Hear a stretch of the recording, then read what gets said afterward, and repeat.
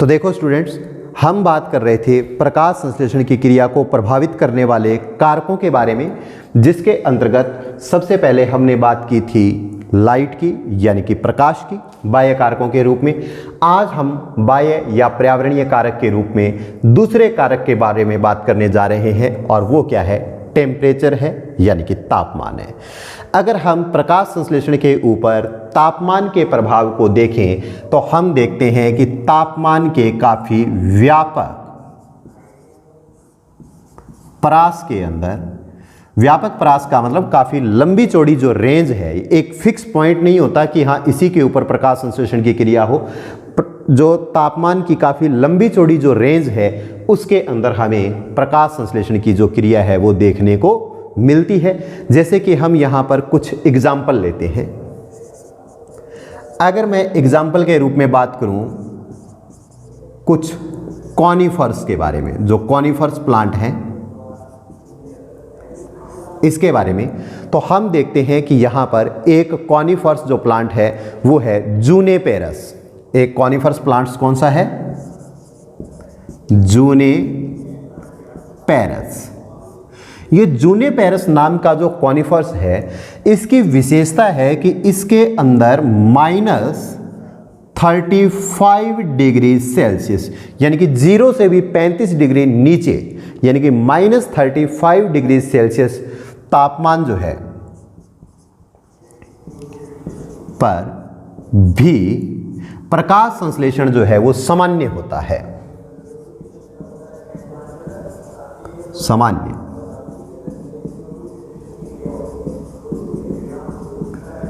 Photosynthesis होता है। ठीक है, तो हमने देखा कि अगर हम बात करें प्रकाश संश्लेषण के ऊपर पड़ने वाले टेम्परेचर के प्रभाव के बारे में, तो हम देखते हैं तापमान के काफी व्यापक परास के अंदर प्रकाश संश्लेषण की क्रिया होती है। जैसे कि हमने एग्जाम्पल के रूप में देखा कि कुछ कॉनिफर्स जो हैं, जैसे कि जूनेपेरस है, इसके अंदर -35 डिग्री तापमान के ऊपर भी प्रकाश संश्लेषण की क्रिया होती है।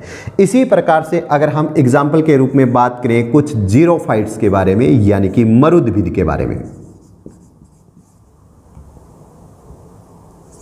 कुछ मरुद्भिद जो पादप हैं इनके बारे में, तो मरुद्भिद प्लांट जो है वो जनरली गर्म एरिया जो है, जहाँ पर गर्मी ज़्यादा है वहाँ पर पाए जाते हैं, क्योंकि जनरली उन स्थानों के ऊपर क्या है, पानी की कमी के साथ साथ जो है वो टेम्परेचर भी क्या रहता है, ज़्यादा रहता है। तो कुछ मरुद्भिद जो प्लांट हैं उनके अंदर ये देखा गया कि जो 55 डिग्री सेल्सियस का जो तापमान है, इसके ऊपर भी प्रकाश संश्लेषण की जो क्रिया है वो देखने को मिलती है। इसी प्रकार से कुछ जो गर्म जलीय शैवाल है, यानी कि जो गर्म पानी के अंदर पाई जाती हैं, गर्म जलीय शैवाल जो हैं, इनके अंदर ये देखा गया कि लगभग 75 डिग्री सेल्सियस का जो टेम्परेचर है, इसके ऊपर भी प्रकाश संश्लेषण की क्रिया देखने को मिलती है। और जो अधिकतम प्लांट हैं, जनरली जो सामान्य पादप हैं, अधिकतम जो पादप हैं, इनके अंदर लगभग 10 से लेकर के 35 डिग्री सेल्सियस का जो तापमान है, इसके ऊपर हमें प्रकाश संश्लेषण की क्रिया जो है वो सामान्य रूप से देखने को मिलती है।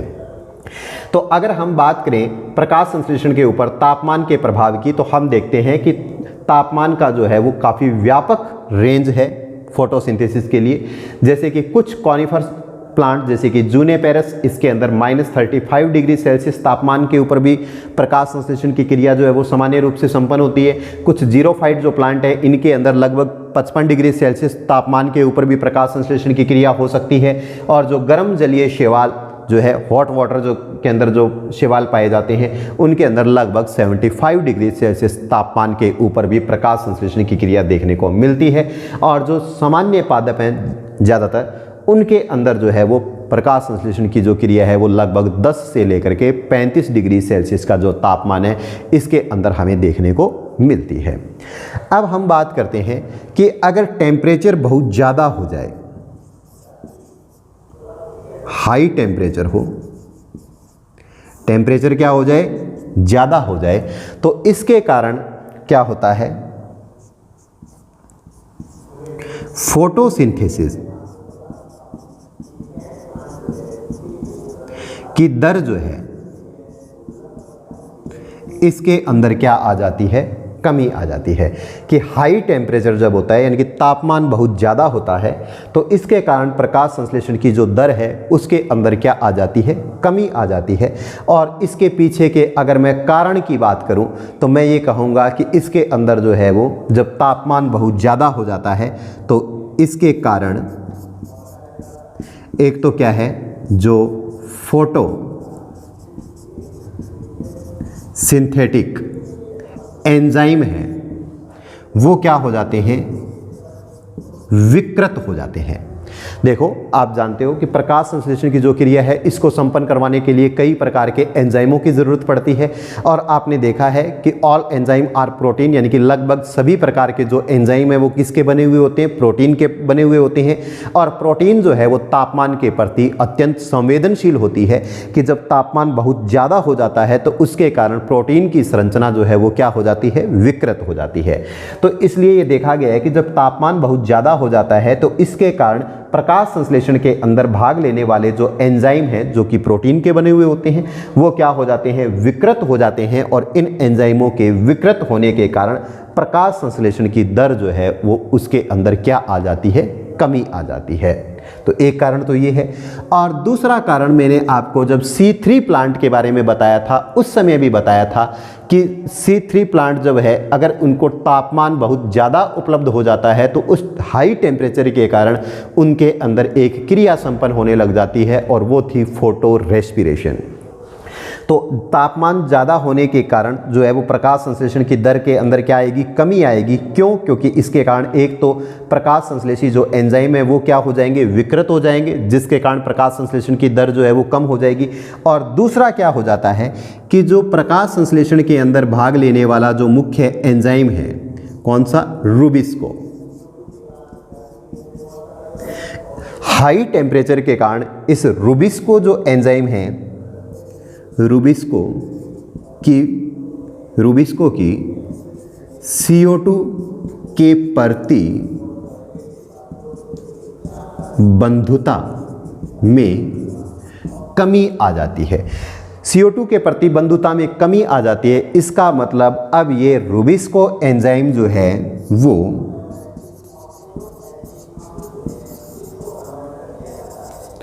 कार्बोक्सिलेज के रूप में कार्य न करते हुए किसके रूप में कार्य करने लग जाता है, ऑक्सीजिनेज के रूप में काम करने लग जाता है। और यानी कि अब जब तापमान ज़्यादा हो जाता है तो उस कंडीशन के अंदर ये रूबिस्को एंजाइम जो है वो RUBP के साथ CO2 को न जोड़ करके किसको जोड़ने लग जाता है, ऑक्सीजन को जोड़ने लग जाता है, यानी कि ऑक्सीजिनेज के रूप में कार्य करने लग जाता है। और जब ये ऑक्सीजिनेज के रूप में कार्य करने लग जाता है तो इस क्रिया को हम क्या कहते हैं, प्रकाश श्वसन कहा जाता है। और जो एक निरर्थक प्रक्रिया है और जिसके कारण प्रकाश संश्लेषण के अंदर क्या आ जाती है, कमी आ जाती है। तो ये था प्रकाश संश्लेषण की क्रिया के ऊपर तापमान का प्रभाव, जिसके अंदर हमने देखा कि जब तापमान जो है वो काफ़ी ज़्यादा हो जाता है तो उसके कारण प्रकाश संश्लेषण की दर के अंदर क्या आती है, कमी आती है।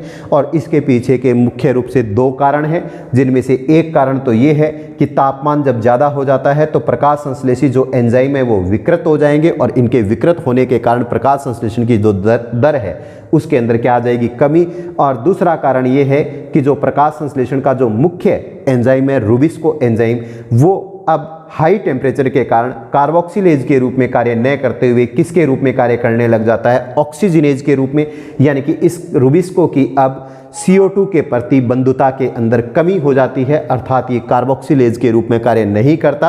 अब ये किसके साथ जुड़ने लग जाता है, ऑक्सीजन के साथ, यानी कि ऑक्सीजिनेज के रूप में कार्य करने लग जाता है, जिसे हम क्या कहते हैं, प्रकाश श्वसन कहते हैं। तो ये था प्रकाश संश्लेषण के ऊपर पड़ने वाला तापमान का प्रभाव। अब हम बात करते हैं प्रकाश संश्लेषण के ऊपर पड़ने वाले, प्रकाश संश्लेषण के ऊपर प्रभाव डालने वाले तीसरे कारक के बारे में, और वो क्या है, CO2। अगर हम बात करें प्रकाश संश्लेषण के ऊपर CO2 के प्रभाव के बारे में तो हम देखते हैं कि जो हमारा वायुमंडल है, जो हमारा एटमॉस्फेयर है, इसके अंदर जो CO2 की मात्रा है वो लगभग CO2 जो है वो लगभग कितनी है, 0.03% है, यानी कि लगभग 300 ppm यानी कि पार्ट पर मिलियन है। ठीक है, अब क्या है, प्रारंभ के अंदर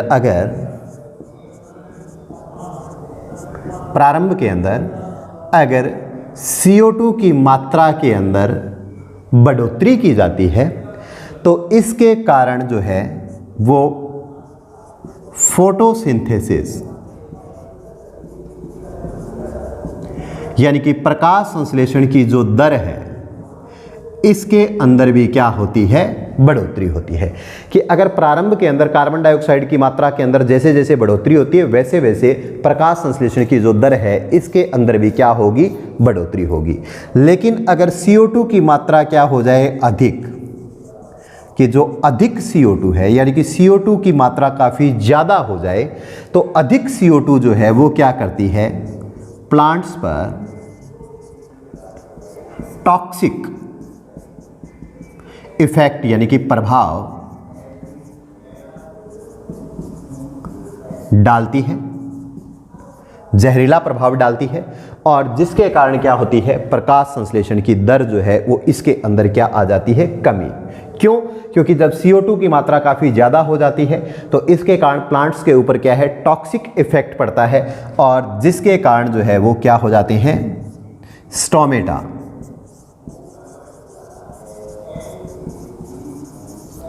क्लॉज हो जाते हैं, यानी कि रंध्र जो है वो क्या हो जाते हैं, बंद हो जाते हैं। और जब रंध्र बंद हो जाएंगे तो इसके कारण फोटोसिंथेसिस की दर जो है इसके अंदर क्या आ जाएगी, कमी आ जाएगी, कि दर के अंदर क्या आ जाएगी, कमी आ जाएगी। तो हमने देखा कि अगर हम बात करें प्रकाश संश्लेषण के ऊपर CO2 के प्रभाव के बारे में तो हम देखते हैं कि हमारा जो वायुमंडल है इसके अंदर CO2 की मात्रा 0.03% यानी कि लगभग 300 ppm तक होती है, पार्ट पर मिलियन। प्रारंभ के अंदर जैसे जैसे CO2 की मात्रा में बढ़ोतरी होती है वैसे वैसे प्रकाश संश्लेषण की दर के अंदर भी क्या होती है, बढ़ोतरी होती है। लेकिन अगर CO2 की मात्रा काफ़ी अधिक हो जाती है तो इसके कारण जो है वो प्लांट्स के ऊपर इसका टॉक्सिक प्रभाव पड़ता है, जिसके कारण इसके स्टोमेटा वगैरह जो है वो क्या हो जाते हैं, बंद हो जाते हैं। और जब स्टोमेटा बंद हो जाएंगे तो गैसों का विनिमय जो है वो रुक जाएगा, जिसके कारण प्रकाश संश्लेषण की जो दर है इसके अंदर क्या आ जाएगी, कमी आ जाएगी। अगर मैं बात करूं C3 प्लांट की तो C3 प्लांट जो है इनके अंदर तब तक प्रकाश संश्लेषण की दर के अंदर बढ़ोतरी होती है जब तक CO2 की मात्रा जो है वो 0.05% तक नहीं हो जाती, यानी कि इनके अंदर CO2 कंसंट्रेशन जो है वो 0.05% तक बढ़ती है, तब तक जो है वो इनके अंदर क्या है, प्रकाश संश्लेषण की दर के अंदर बढ़ोतरी होती है। और जो C4 प्लांट है उनके अंदर CO2 की सांद्रता के अंदर जब तक 0.03% तक होती है तब तक उसके अंदर प्रकाश संश्लेषण की दर के अंदर बढ़ोतरी होती है, उसके बाद में उसमें कमी आना प्रारंभ हो जाता है। कि C3 प्लांट के अंदर CO2 कंसंट्रेशन जो है वो 0.05% तक जो है फोटोसिंथेसिस की जो दर है इसके अंदर क्या होती है, में वृद्धि होती है। और इसी जगह पर अगर बात की जाए C4 प्लांट की तो C4 प्लांट के अंदर CO2 की जो कंसंट्रेशन है उसके अंदर 0.03% तक जो है वो फोटोसिंथेसिस की दर के अंदर बढ़ोतरी होती है। तो ये था प्रकाश संश्लेषण के ऊपर पड़ने वाला कार्बन डाइऑक्साइड का प्रभाव। तो देखो हमने बात की कि प्रकाश संश्लेषण की जो दर है इसके ऊपर प्रकाश और CO2 का क्या प्रभाव पड़ता है इसके बारे में, साथ में हमने देखा टेम्परेचर का क्या प्रभाव पड़ता है इसके बारे में भी देखा। अब हम बात करने जा रहे हैं प्रकाश संश्लेषण की क्रिया को प्रभावित करने वाले चौथे बाह्य या पर्यावरणीय कारक, और कौन सा है, प्रकाश हो गया, टेम्परेचर हो गया, CO2 हो गया। तो अब चौथा कौन सा है, जल, यानी कि H2O। अगर हम बात करें जल की, तो हम देखते हैं कि जल जो है वो एक प्रमुख प्रकाश संश्लेषी अभिकारक के रूप में कार्य करता है। जल जो है वो क्या करता है, फोटोसिंथेसिस में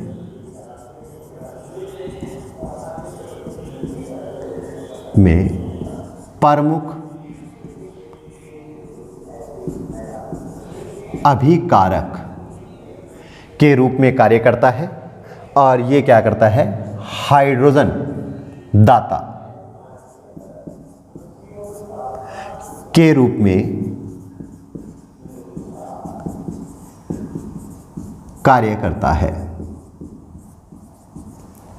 हमने देखा कि जो जल है वो प्रकाश संश्लेषण की क्रिया के अंदर क्या है, एक प्रमुख अभिकारक है, और ये किसके रूप में कार्य करता है, हाइड्रोजन दाता के रूप में कार्य करता है।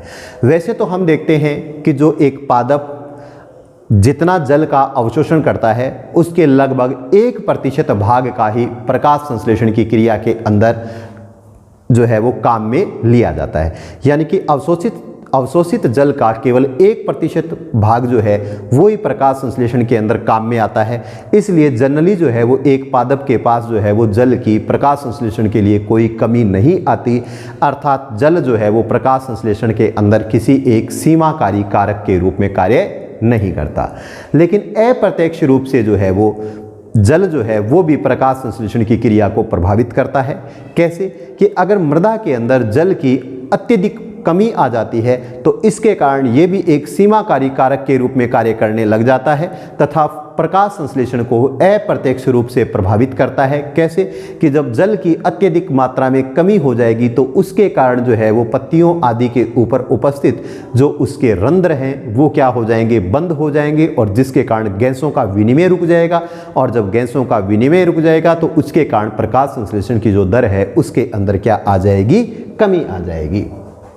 तो हम देखते हैं कि जो जल है वो क्या करता है, प्रकाश संश्लेषण में एक प्रमुख अभिकारक के रूप में कार्य करता है, और साथ में ये क्या है, एक हाइड्रोजन दाता के रूप में कार्य करता है।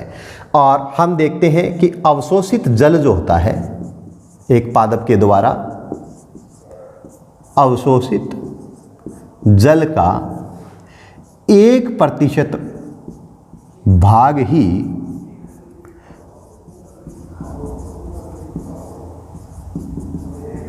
फोटोसिंथेसिस में काम आता है, यानी कि काफ़ी कम मात्रा में उपयोग में लिया जाता है। इस कारण से जो जल है वो जनरली जल फोटोसिंथेसिस में सीमाकारी नहीं है। ठीक है, सीमाकारी नहीं है। अब ये क्या करता है, अप्रत्यक्ष रूप से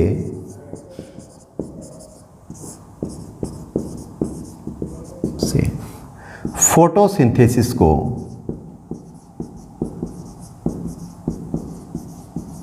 प्रभावित करता है। कि डायरेक्टली तो इसका कोई इफेक्ट नहीं पड़ता, लेकिन अप्रत्यक्ष रूप से ये प्रभाव डालता है। कैसे कि अगर जो जल है कि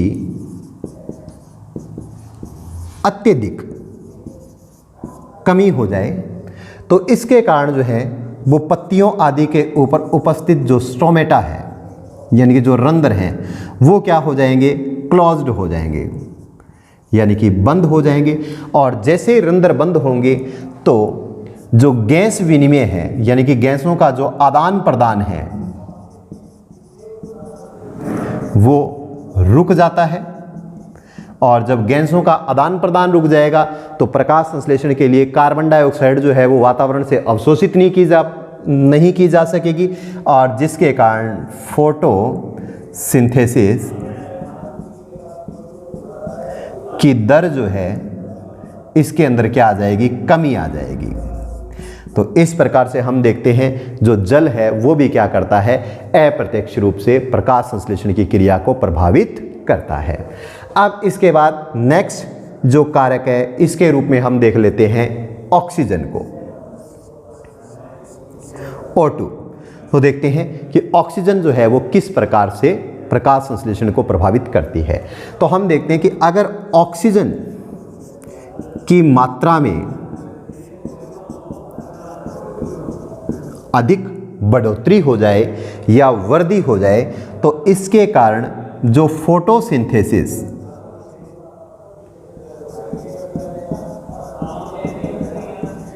की दर जो है इसमें क्या आ जाती है, कमी आ जाती है। कि अगर ऑक्सीजन की मात्रा में क्या हो जाए, बढ़ोतरी, तो उसके कारण क्या है, प्रकाश संश्लेषण की जो दर है उसके अंदर क्या आ जाएगी, कमी आ जाएगी।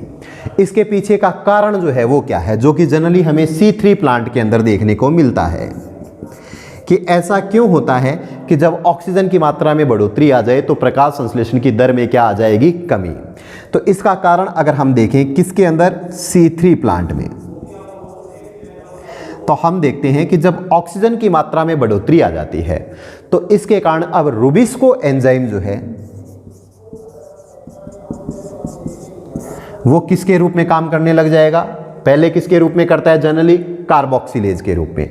लेकिन अगर ऑक्सीजन की मात्रा में बढ़ोतरी हो जाए तो अब वो किसके रूप में कार्य करने लग जाएगा, ऑक्सीजनेज के रूप में कार्य करने लग जाएगा। और जब ऑक्सीजनेज के रूप में कार्य करने लग जाएगा तो अब कौन सी घटना संपन्न होगी, प्रकाश श्वसन की। और प्रकाश श्वसन जो कि एक निरर्थक प्रक्रिया है और इसके कारण अब प्रकाश संश्लेषण की जो दर है उसके अंदर क्या आ जाएगी, कमी आ जाएगी।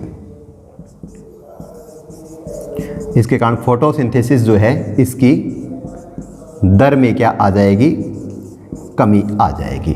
तो इस प्रकार से ऑक्सीजन जो है वो भी क्या करता है, प्रकाश संश्लेषण की दर जो है वो इसको प्रभावित करता है। तो इसी के साथ अब हमने बाह्य या पर्यावरणीय जो कारक है इसके रूप में प्रकाश, टेम्परेचर, कार्बन डाइऑक्साइड और जल और CO2 का प्रकाश संश्लेषण की दर के ऊपर क्या प्रभाव पड़ता है इनके बारे में अध्ययन किया। अब हम बात करेंगे आंतरिक कारकों के बारे में।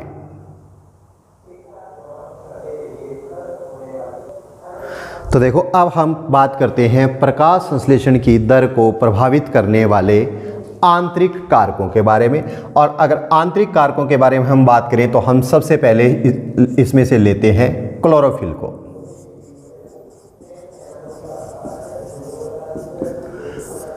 क्लोरोफिल, अगर हम बात करें क्लोरोफिल की तो हम देखते हैं कि जो क्लोरोफिल है वो प्रमुख प्रकाश संश्लेषी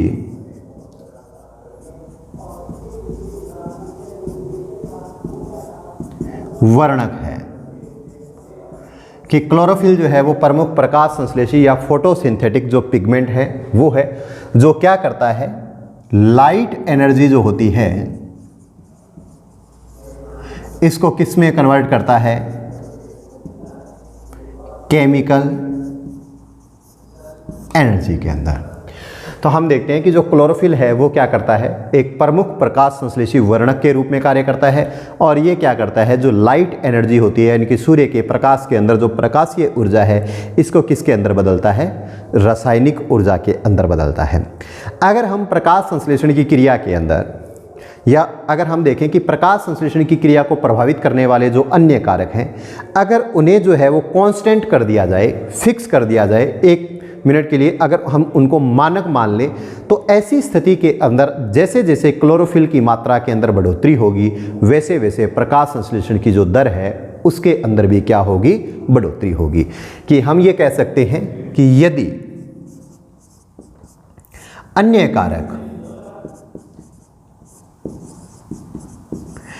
कारक कौन से, जिनकी हमने अभी बात की थी, कि अगर अन्य कारक मानक हो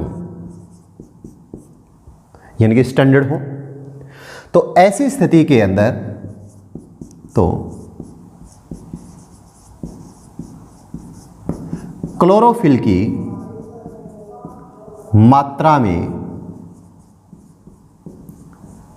वृद्धि से फोटोसिंथेसिस की दर में भी वृद्धि होगी। यानी कि अगर अन्य कारकों को स्टैंडर्ड कर दिया जाए तो हम देखते हैं कि जैसे जैसे क्लोरोफिल की मात्रा के अंदर बढ़ोतरी होगी वैसे वैसे जो है वो क्या होगा, प्रकाश संश्लेषण की जो दर है उसके अंदर भी क्या हो जाएगी, बढ़ोतरी हो जाएगी। अब हम दूसरे आंतरिक कारक के रूप में बात करें संचित भोजन की।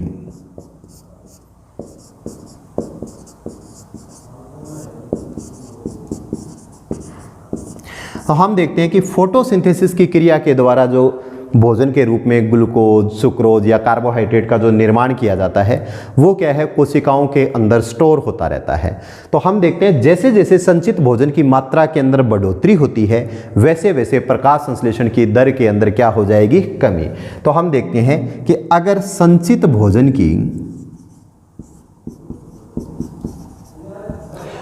की जो मात्रा है इसके अंदर क्या हो जाए, बढ़ोतरी हो जाए, तो इसके कारण जो फोटोसिंथेसिस की जो दर है इसके अंदर क्या आ जाएगी, कमी आ जाएगी। और अगर मान लो इस संचित भोजन को प्रकाश संश्लेषण में भाग लेने वाली जो कोशिकाएं हैं इनसे क्या कर दिया जाता है, अगर अन्य भागों में स्थानांतरित कर दिया जाए तो इसके कारण फिर फोटोसिंथेसिस की जो दर है इसके अंदर फिर से बढ़ोतरी हो जाएगी। तो अभी हमने देखा आंतरिक कारक के रूप में। तो देखो स्टूडेंट्स, हम बात कर रहे